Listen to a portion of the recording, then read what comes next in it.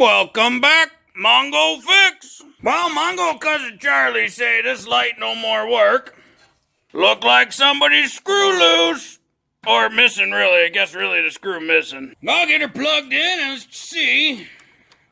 Yep, nothing happening. Step 1, always verify the concern or complaint. In this case, it not working. Complaint verified. Before I go too far though, this bugged Mongo a lot, so find a nice little machine bolt and a wing nut in the junk drawer.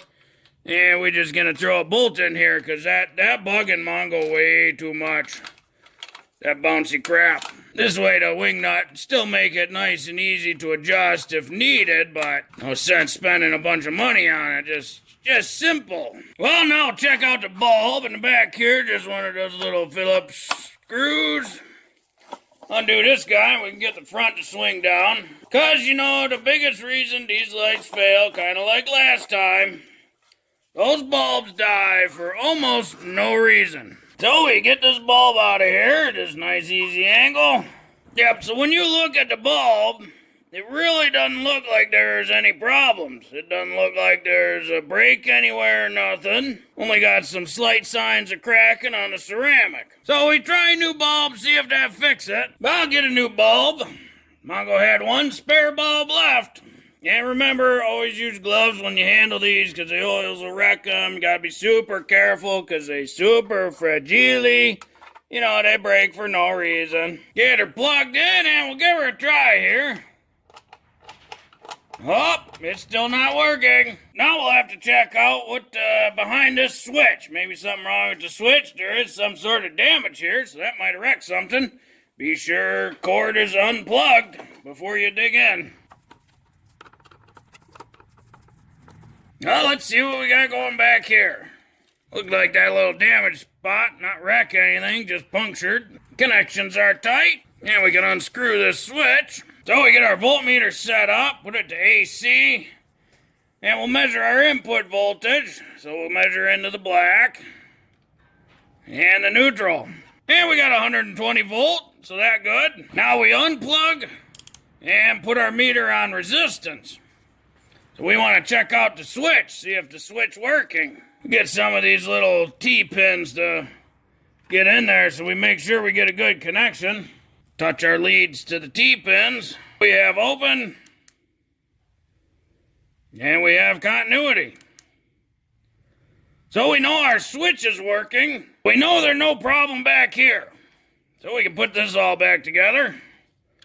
Screw our little switch back in. There's a little seal inside there, so we'll make sure that's still seated and close her back up. We verified the switch was good. This bulb, new one, didn't work. Plug the light back in. And we'll put our voltmeter on AC volts again. And we'll check out our leads. See if we're getting 120 volts. And if we cycle the switch, now that only reads 1 volt and 120 volts. A new bulb should work. We run up to the store and, get a 2-pack of bulb for 12 bucks over at Lowe's. So we put brand new bulb right from the store in. Now this bulb 300 watt instead of the 500. Plug her in and see if that's it. Oh, and it works. Now we can screw our light screen or protector in all the way for good this time, since it's working. The confusing part is always this. These halogen lights, that bulb looks just fine. It's still connected in the inside, doesn't look like any problems. This is the original. And this one, the first bulb Mongo put in, which technically is brand new, unused, but it's a good, maybe 10 years old. And this is that 2-pack Mongo get. It also doesn't look like it have any problems. So we put our meter on ohms, and let's measure the resistance here. Just go end to end on the bulb, and it reads open. That one reads open. And the brand new one reads 3 ohms of resistance. Mongo liked the shop lights a whole bunch, these halogens. In the winter, they put out a good amount of heat, so while you're working, you also get a little toasty. Also a ton of light. The downside being is these bulbs break for almost no reason. You know, that's a good looking bulb. Nothing wrong, but it's not lighting because there's something open inside of it. Both of these junk.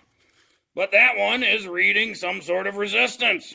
3 ohms. So that's a good bulb. And it should be. It's brand spanking new. Point being, you can always measure the bulb with your resistance or an ohm meter. Easy test. Well, if you like this video, be sure to like this video. Yeah, if you like this video and other videos from Mongo Fix, be sure to subscribe. Mongo always working on all sorts of stuff. Mongo, thank you.